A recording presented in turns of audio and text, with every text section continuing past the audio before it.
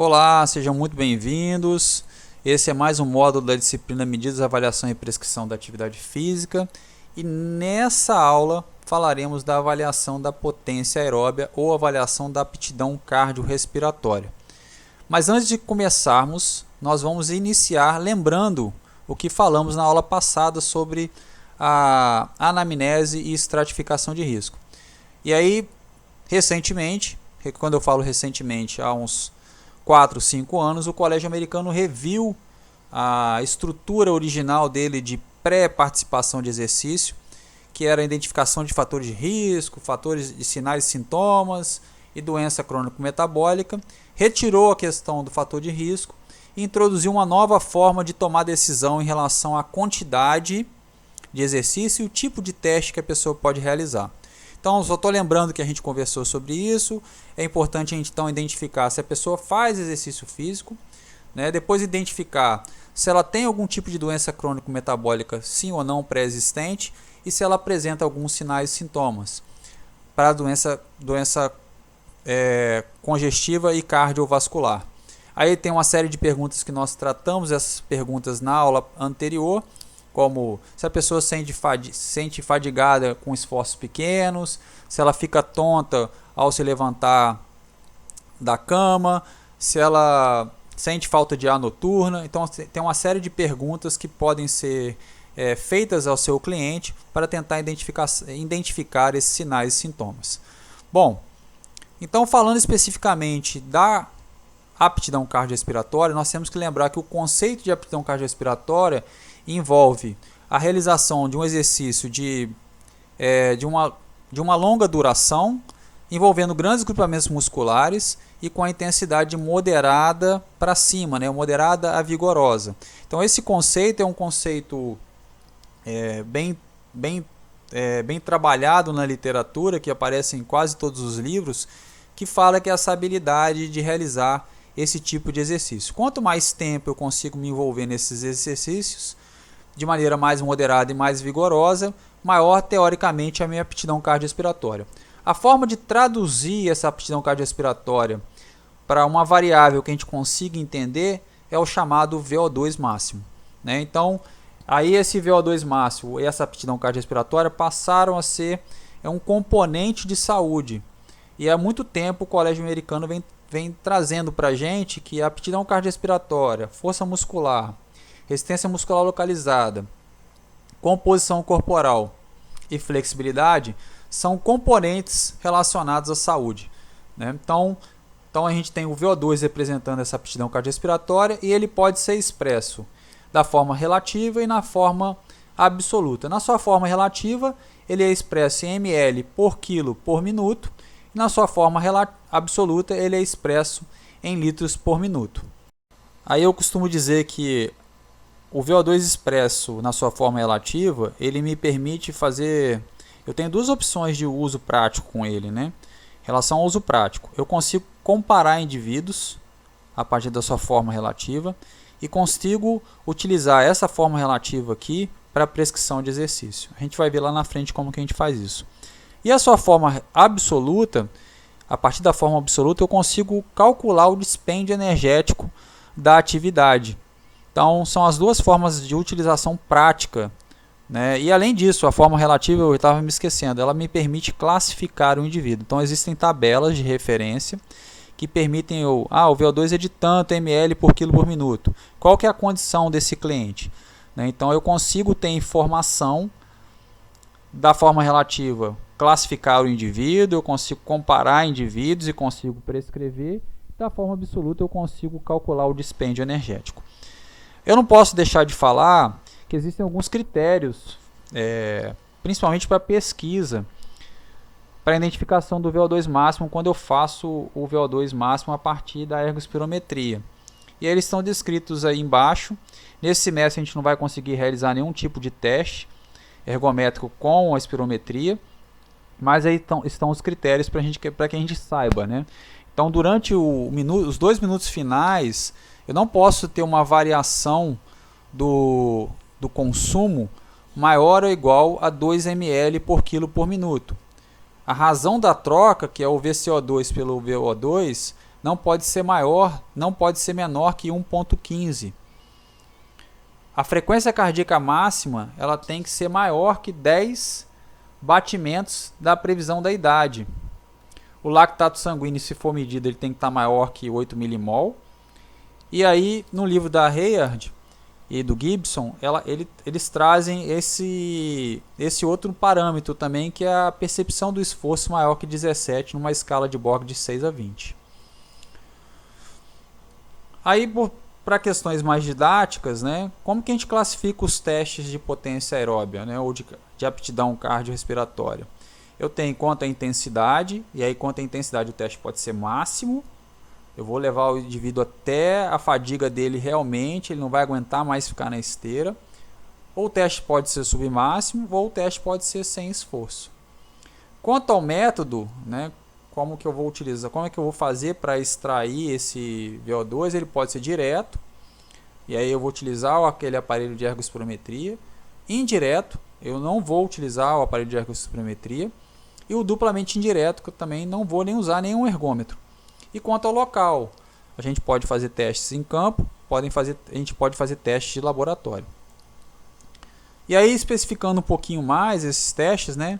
Então, quanto ao método, né? O direto. Então, o direto envolve a utilização de um ergômetro, que é um instrumento que mede trabalho, pode ser uma esteira, pode ser uma bicicleta, pode ser um banco, pode ser uma piscina com turbilhonamento de água, né? Aquela piscina que depois eu vou tentar postar um vídeo desse para vocês verem como é que é. A gente tem esse tipo de piscina e a gente vai usar um ergômetro, que pode ser um desses que eu falei, mais um analisador de gases que vai coletar tanto o CO2 que está sendo expirado quanto o O2 que está sendo inspirado. Quais são as medidas que eu consigo obter a partir desse teste? Eu consigo obter o VO2 máximo ou o VO2 de pico. Eu não vou entrar em mérito dessa discussão. Provavelmente essa discussão foi tida ou foi esgotada na disciplina de fisiologia do exercício. Eu consigo obter os limiares metabólicos, né, o ponto de compensação respiratória, o limiar anaeróbio, ou limiar 1, limiar 2, como queiram. A resposta cronotrópica, que é eu consigo, a partir da mensuração da frequência cardíaca num teste, verificar se a resposta da frequência cardíaca está normal ao exercício, ou seja, ela está subindo à medida que a intensidade aumenta. Então a gente tem uma resposta chamada de resposta cronotrópica. Eu tenho a resposta inotrópica, que é a resposta da pressão arterial, caso eu esteja fazendo a aferição da pressão arterial. Se eu estiver mensurando o oxigênio, eu consigo obter a razão respiratória ou troca respiratória, e eu posso também ter a percepção subjetiva do esforço ao longo do teste. Com o método indireto, é praticamente a mesma coisa que eu tenho de instrumento, exceto a utilização do analisador de gases. Eu não vou utilizar o analisador de gases. E aí, para isso, para se chegar ao VO2, a gente utiliza equações de predição. Em geral, essas equações utilizam a frequência cardíaca que o indivíduo atinge ao final do teste, ou elas utilizam a velocidade que a pessoa está correndo, ou a distância que ela percorreu num determinado período de tempo, ou o tempo que ela fez uma distância previamente determinada, ou a carga dela na bicicleta que ela atingiu num estágio qualquer que ela alcançou. Então essas variáveis elas são colocadas numa equação de predição, e essa equação ela prevê o VO2 máximo ou o VO2 de pico. E aí eu consigo, a partir de um teste indireto também, ter a mesma questão, ter algumas variáveis, algumas medidas similares ao teste direto. Eu perco as limiares, eu não consigo fazer os limiares metabólicos, eu não consigo fazer a troca respiratória, mas eu consigo fazer, se eu estiver mensurando a frequência cardíaca, eu consigo ter a resposta da frequência cardíaca. Se eu estiver fazendo a pressão arterial, eu consigo ter a resposta da pressão arterial frente ao esforço. E os testes duplamente indireto são os testes relacionados a equações de predição. Como existe a equação de predição da frequência cardíaca máxima em relação à idade, eu também tenho equações de predição que predizem o VO2 máximo a partir da idade, por exemplo. E eu tenho questionários que a pessoa responde uma série de perguntas e esse questionário estima o VO2 máximo do indivíduo. Bom, com relação ao teste em relação à intensidade, nós temos teste máximo, submáximo e o teste sem esforço. O teste máximo geralmente é um teste que envolve um ergômetro, pode ser realizado com ou sem analisador de gases, mas ele tem como característica principal que a pessoa que vai fazer o teste, geralmente ela atinge mais do que 85% da frequência cardíaca máxima. E geralmente o teste só é interrompido a pedido do avaliado, ou se ele apresentar algum sinal ou declare algum sintoma durante o teste. Os protocolos eles têm um início pré-determinado e o fim somente a partir desses critérios, né? Exaustão, ou sintoma, ou sinal que a pessoa venha apresentar. Então eles podem durar de 8 a 24 minutos. Por exemplo, o teste de Bruce, se a pessoa for até o último estágio, ele dura 24 minutos de teste. É um teste muito longo. E um teste onde a pessoa vai chegar ao esforço máximo realmente. Ela vai tender a fazer exercícios muito vigorosos, próximo à exaustão mesmo. Então, essa é a característica principal do teste máximo, na prática é essa. Mas a literatura traz essas informações. Frequência cardíaca acima de 85% da frequência cardíaca máxima predita. Então tem algumas informações, mas quando a gente olha na prática, a gente percebe direitinho quando é um teste máximo e quando é um teste submáximo. Tá? O teste em relação a medidas, né, se a gente tiver o ergospirômetro, a gente consegue, o analisador de gases, a gente consegue fazer VO2 direto, a gente consegue ver o consumo de oxigênio, a gente consegue ver os limiares metabólicos. Se a gente tiver fazendo a frequência cardíaca, a gente consegue ter a resposta da frequência cardíaca. Se a gente estiver fazendo pressão arterial, a gente consegue ter a resposta inotrópica. A gente consegue ter a razão da troca respiratória se eu estiver fazendo consumo. E eu consigo ter a percepção do esforço se eu estiver utilizando alguma escala de percepção, no caso a escala de Borg. Então, no caso do teste máximo, então, a característica principal é que a gente só para o teste se ele apresentar algum sinal e sintoma, ou a pedido dele, em termos de exaustão, né, pedido do avaliado mesmo. E geralmente os protocolos, eles são protocolos fixos, né, boa parte são protocolos fixos, e que podem durar de 8 a 24 minutos, e geralmente são testes progressivos, né, ou seja, são testes que aumentam a carga à medida em relação a uma unidade de tempo. Então, a cada 3 minutos eu aumento a velocidade, aumento a inclinação.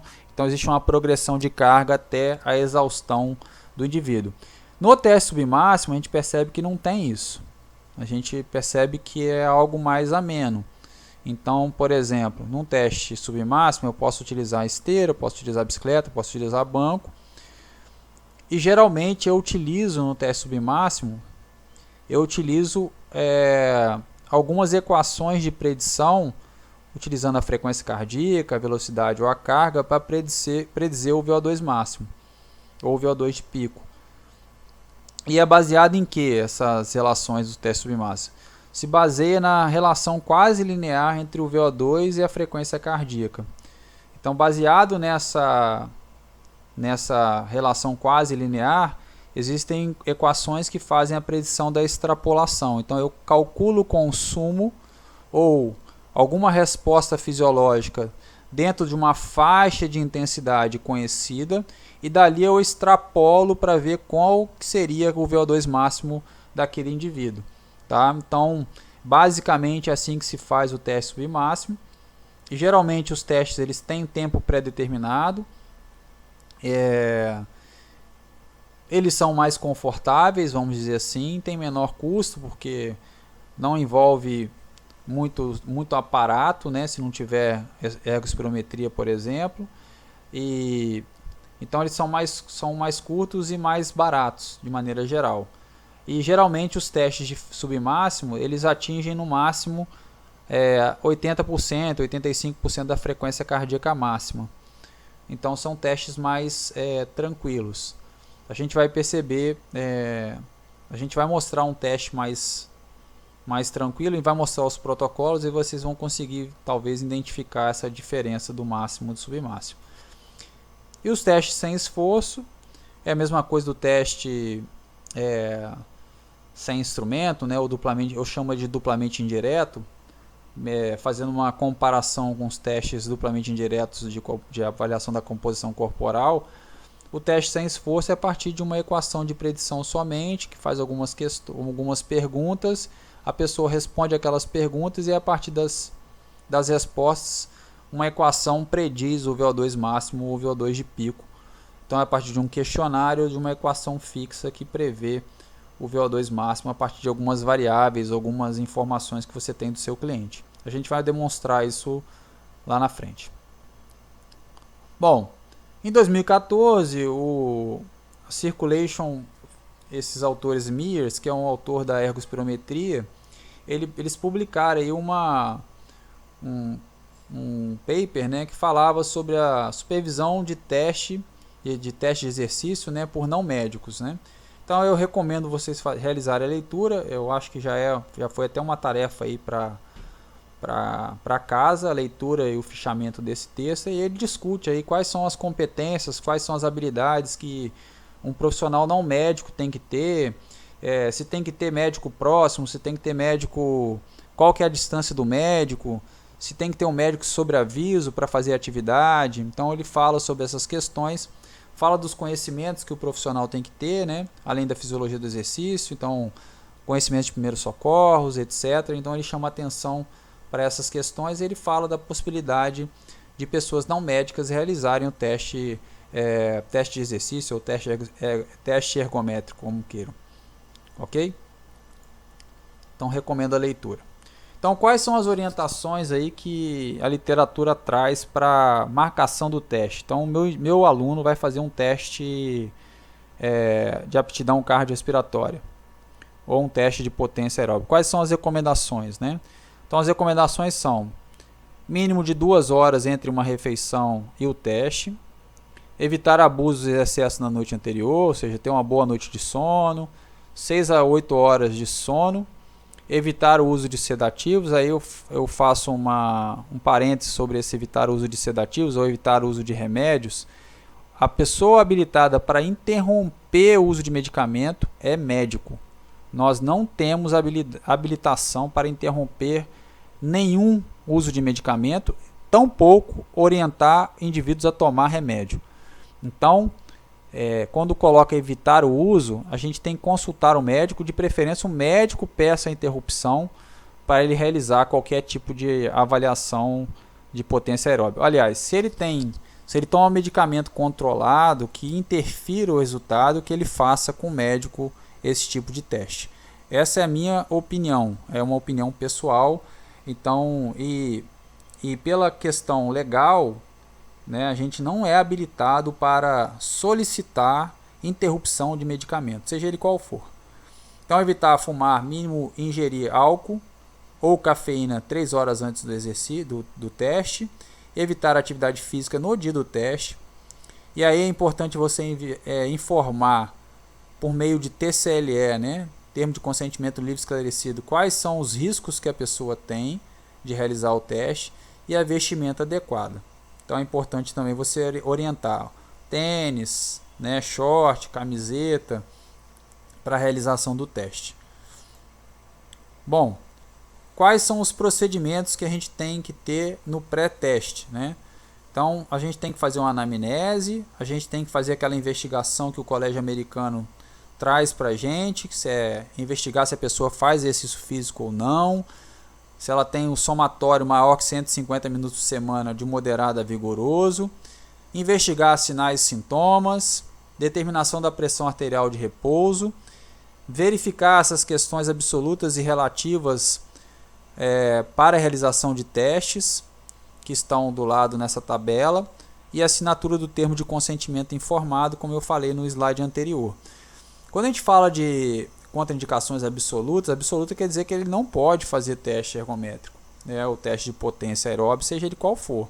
E quando é relativo, a gente tem que entender que se tem algum tipo de patologia, algum tipo de intercorrência que pode agravar durante o teste, essa pessoa tem que fazer com um médico ou no local que ele tem assistência médica caso aconteça alguma coisa. Então é importante destacar isso. Então, estenose da artéria coronária esquerda, que é um estreitamento dessa artéria, doença valvular moderada, hipocalemia, que às vezes a pessoa tem distúrbio de cálcio, ou tirou a tireoide e perdeu a paratireoide, e aí perde o controle do cálcio, hipertensão arterial severa, a pessoa apresenta taquicardia ou bradicardia.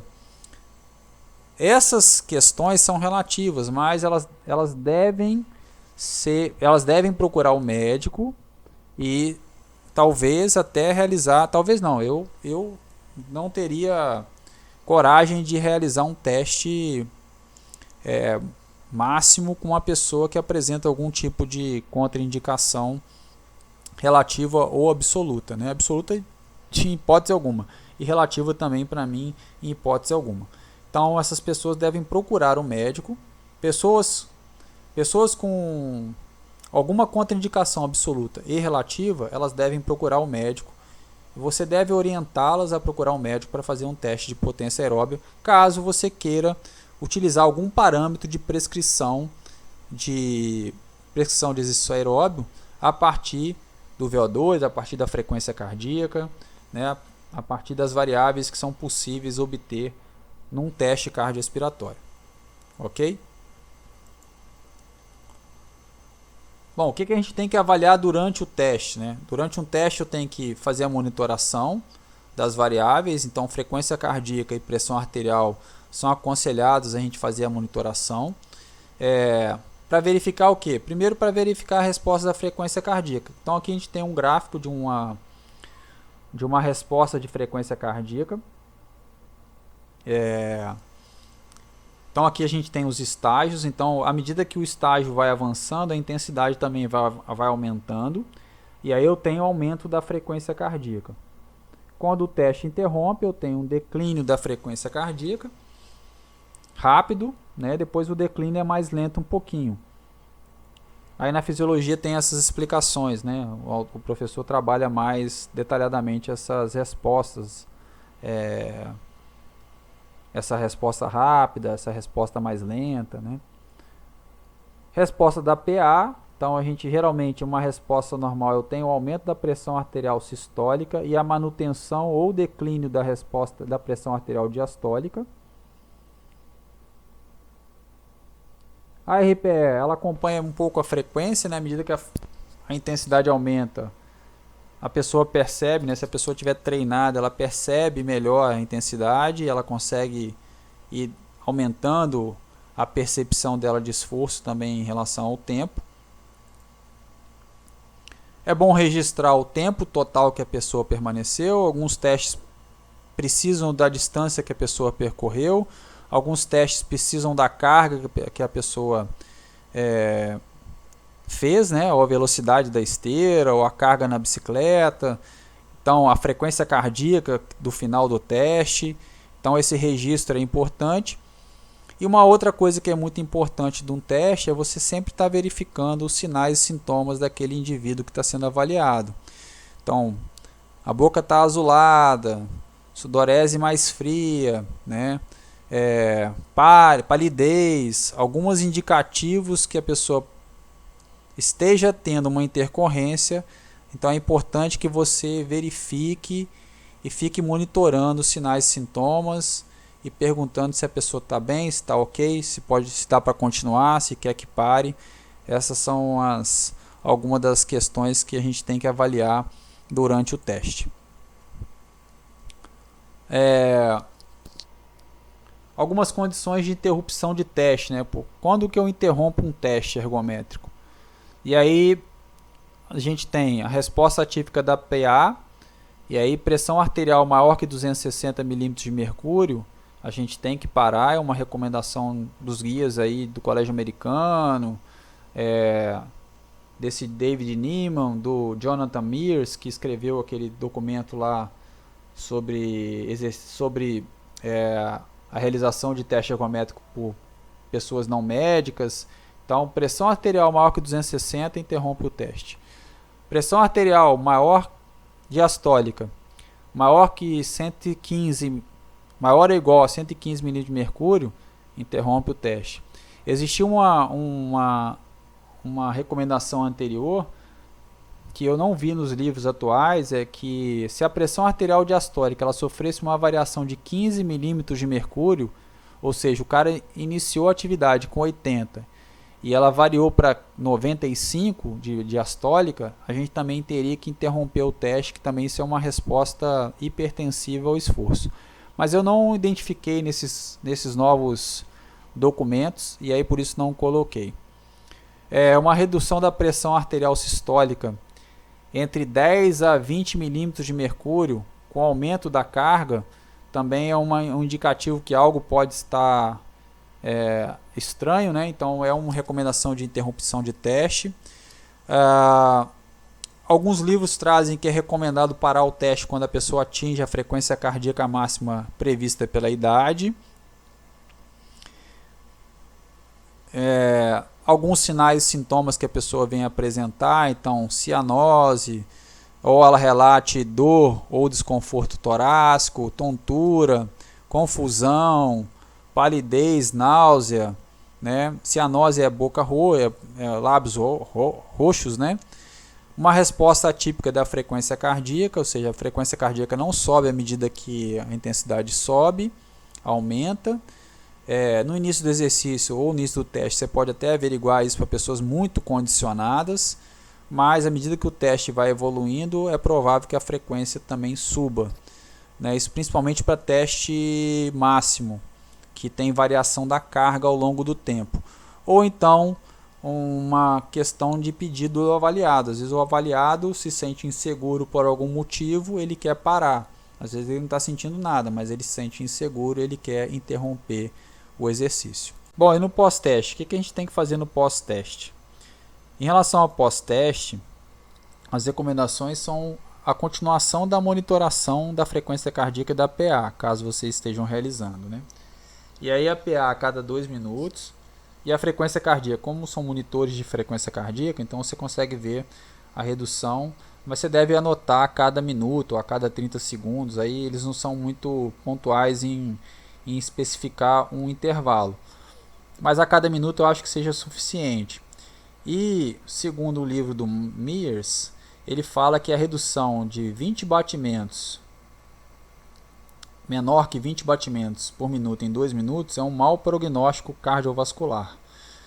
Tá? É um mau prognóstico cardiovascular. Então, em testes máximos, a frequência cardíaca reduzindo mais do que 20 batimentos em 2 minutos, né? Mais do que 22 batimentos em 2 minutos, é o que é esperado, né? E reduções acima disso, já tinha lido em algum livro, até procurei no livro do Myers, em outros livros também, mas não achei esse número específico, né? Mas antigamente já tinha visto em algum lugar sobre redução de 20 batimentos no primeiro minuto, era um bom prognóstico cardiovascular. Bom, enfim, de uma rápida adaptação do sistema cardiovascular, retirada do exercício.